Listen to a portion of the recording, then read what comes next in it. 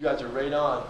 They're going to talk to you. Mr. Cushing went on a little service trip over his vacation that Mr. Wallace went to as well. They're going to talk to you about their experience there. Okay? So, that was a little bit of a surprise. We thought we had a little bit of time to prepare. So, my good friend Andrew Wallace, say hello to him. That works in Spanish too. In French? Any other? Chinese? Korean? Is Yuri here? I guess anybody. Japanese? Okay. I want to give just a brief, I want to let you know, Andrew's a little nervous. He's not nervous, but I promised I wouldn't leave him hanging, okay? So, I'm going to give you a brief introduction to Andrew, and also he's going to explain who he is and what he's about. This guy right here is a member of a group that, I just have to tell you that it's the hardest working group of people I've ever been around in my whole life. And I just spent 11 days working intensely with these people. So it's been a huge honor to be able to be involved with them. Andrew and his people, the Topos, which is in Spanish means the moles, okay? These are search and rescue workers, and these guys are all over the planet, and at a drop of a dime, these guys will fly off to go and save lives and put broken families back together, okay? And to no end. They will not stop until their job is done. So, I don't know. Should we play a little game of ping pong and it's your turn now? That's fine. Okay, it's in your court. So I'm just going to explain briefly about the work that we do. So I got some pictures and a bit of a presentation. We are Topos, as Ken had mentioned. We are a search and rescue team based out of Mexico City. Briefly, is what you're looking at here is when I got on the ground in 2010 after the Haiti earthquake. This is the kind of thing that we found. You can just roll through like that.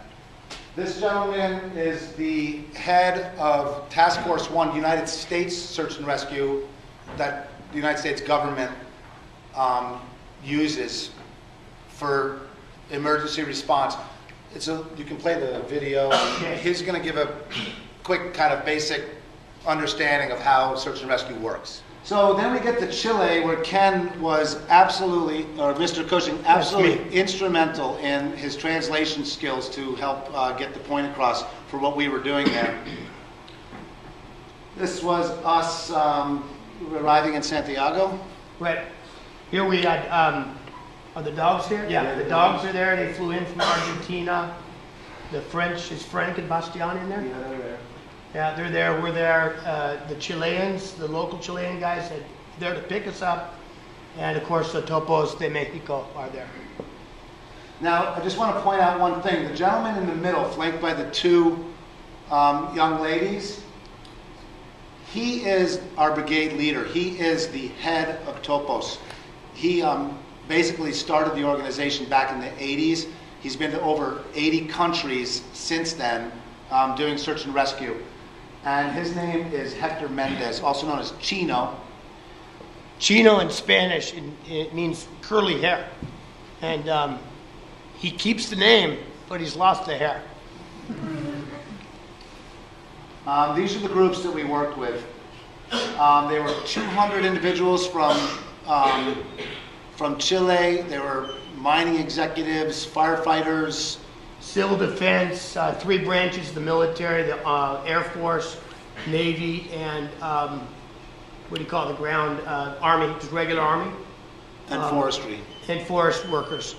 So there were about 3,000, between 2,000 and 3,000 applicants for this. And so this small number of people were, you'll see a little bit later, these people were so gung-ho to take part in this training. Something we were really impressed with was that just, along with a lot of things, is just their national pride. So that was one aspect of the training. The other was tunnels are dug in people are put inside them and they have to be found, whether it be with dogs or individuals. There's an example of one of the tunnels and people pulling out somebody. This is shoring up, like how to shore up a building or something that may be collapsing and how to keep it stable. This is what they call a ladder basket, and this is how you would get somebody off the top of a building. Preparing a ladder basket. Belaying. I'm sure some of you have done that. Rock climbing or anything like that. Anybody? Yeah? Mr. Kenny saying, yeah. Yeah. This happened to be on shipping containers. This is typical. This is in the mine. This is one of the taller sections of the mine, so you can actually stand up. This starts to get a little lower. The mines are dug out, obviously by hand, in the early days, and then it's shored up with timbers of eucalyptus. And you can see the eucalyptus timbers above. Eucalyptus is used. A lot of the forests down there are eucalyptus, and that's the preferred. Actually, they're replacing their pine forests with eucalyptus because it's a faster growing wood. And in this mine, they use eucalyptus because it's a more flexible wood. It can flex before it breaks, and it doesn't rot because it has those oils in the wood itself. And what else did he say? The wood makes a particular noise when the weight is put, like when the tunnel shafts start to collapse. Anybody been on an old wooden sailing ship? You know how the masts creak and the boat makes noise? This was the same way. This would give indication that things were starting to go, which I found pretty interesting. Then the graduation. These guys were great. National pride, as Ken spoke about in the beginning. They're very happy. It was